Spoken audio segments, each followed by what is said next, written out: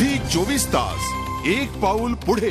पुढचा प्रश्न येतोय विश्वनाथ नाशिकहून आपल्याला प्रश्न विचारतात. आपण प्रश्न जाणून घेऊया. विश्वनाथ, आपला प्रश्न विचारा. 350 ला ट्रेड करतात. ओके, मग ज्यावेळेस तो 2008 ला आता 29 4000 आपण अक्षर होता, मग त्यापर्यंत तो जाईल का असं पुढच्या ह्याला? विश्वनाथचा हा क्वेश्चन भूषण फारच छान आहे. आय रिअली म्हणजे याने खरंच हा छान क्वेश्चन आपल्या पासवर्ड श्रीमंतीमध्ये विचारला की 2008 मध्ये हा शेअर 4000 वर गेला होता. विश्वनाथ, तेव्हा रिक्सची थोडीशी टोटल कमी होती आणि जेव्हा कमी असते तेव्हा हा प्राइस जातो. एक सिंपल उदाहरण आहे, तुम्ही ज्या शेअरमध्ये राहता अगर तिथे घरं कमी आहे आणि घेणारे जास्त आहे तर obviously rent will be very high. आणि जेव्हा घरं खूप अवेलेबल असतील आणि लोक त्याच्यामध्ये कमी आहे तर मग ऑब्व्हियसली रेंट खाली जाईल. हा पहिले लॉ ऑफ तुमचा डिमांड अँड सप्लाय आहे. पण Aban Offshore is a fantastic company. तुम्ही जॅकअप रिग्स देता ONGCला आणि ते तुम्ही भाड्यावर देता. भाडं आहे $5 लाख आणि त्याच्याने तुम्ही समुद्रामध्ये जाऊन तुम्ही ऑइलची शोध काढता, गॅसची शोध काढता. आणि जसं मी तुम्हाला सांगितलं की अमेरिकामध्ये अगर त्यांना शोध मिळाला भूषण रॉक्समधून, अगर त्यांना गॅसच्या मोठ्या मोठ्या डिस्कवरीज अगर मिळाल्या येणाऱ्या टाईममध्ये सिच्युएशन कम्प्लीट हे होऊन जाईल. जी आज डेटर कंट्री आहे पण एवढा विश्वास आहे पुऱ्या विश्वाचा त्या कंट्रीवर, त्यांच्या करन्सीवर.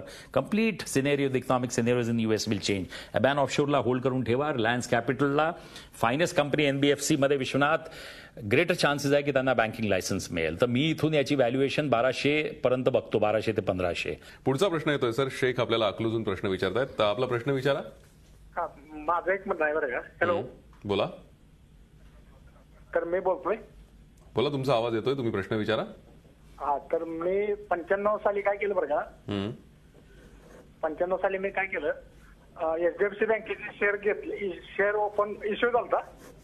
हॅलो, HDFC बँकेचे 95 मध्ये 100 शेअर साठी 5000 भरा म्हणून जाहिरात आली आणि इश्यू ओपन करताना 100 शेअरची किंमत 1000 होती.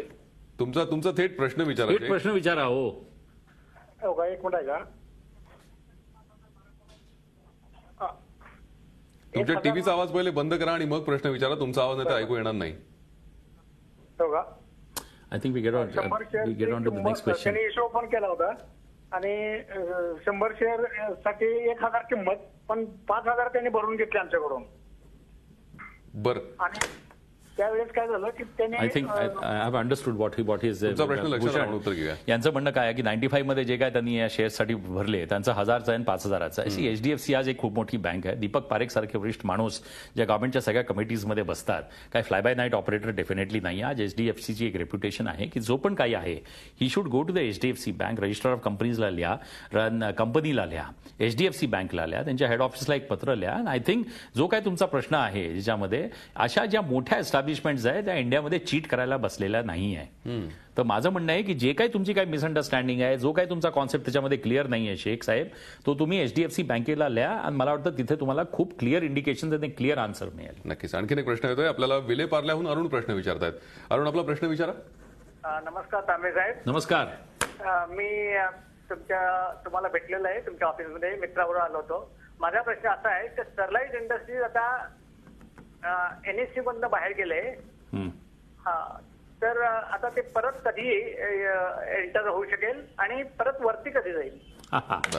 सर्वात मोठा प्रश्न म्हणजे अरुणचा की तो कुठून बाहेर गेला की कुठून आत आला. That is not the criteria.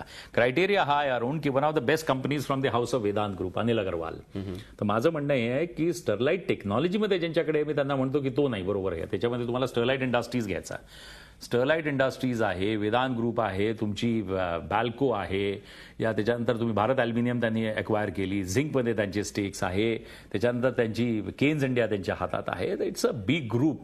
आणि जेव्हा तुम्ही बघताय अरे 100 million tonnes Bhushan iron ore चायनामध्ये आयडल पडलेला आहे, ते कन्वर्ट नाही करत आहे स्टीलमध्ये, त्याची कॅरिंग कॉस्ट आहे. डिमांड नाही आहे. डिमांड असेल तेव्हा तुम्ही तो सगळा फ्री स्टील बनवणार ना. तुम्ही बघता एवढा स्लो डाऊन आहे इंडियामध्ये, एव्हिडेंटली दिसतोय. दिवाळीमध्ये मला दिसला आणि लोकांनाही दिसतोय तो. तर let us accept to the fact की आपली 9% ग्रोथ नाही आहे, आपण खूप खाली आलेलो आहे, सिच्युएशन फार वाईट आहे. मार्चमध्ये बघू कशी, जोपर्यंत अरुण डिमांड मार्केटमध्ये येत नाही, people don't get back in to the market, काहीही होणार नाही. That confidence has to get back. तर जेव्हा तो येईल तेव्हा आपण बघू काय आहे. आणि वर्ल्ड कॅनॉट सर्व्हाइव्ह विदाऊट, सगळ्यांना कपडे पाहिजे, बटर पाहिजे, ब्रिक्स पाहिजे, मोटर पाहिजे, सिमेंट पाहिजे, गाडी पाहिजे, पेट्रोल पाहिजे, डिझेल पाहिजे, या गोष्टींशिवाय पॉवर पाहिजे, याच्याशिवाय जग चालू शकत नाही. तर हे बेसिक नेसेसिटीज आता झालेल्या आहे. तो wait for the cycle of the industry to change. Sterlite industries hold करून ठेवा, one of the best companies from the house of Vedanta. नक्कीच सर. आणि आता आपण बघूयात की येणारं वर्ष आपल्याला कसं असेल आणि मार्केटला कसं असेल. आज तुम्ही आलात आणि ही चर्चा केली त्याबद्दल खूप खूप धन्यवाद. थँक्यू. थँक्यू. झी 24 तास एक पाऊल पुढे.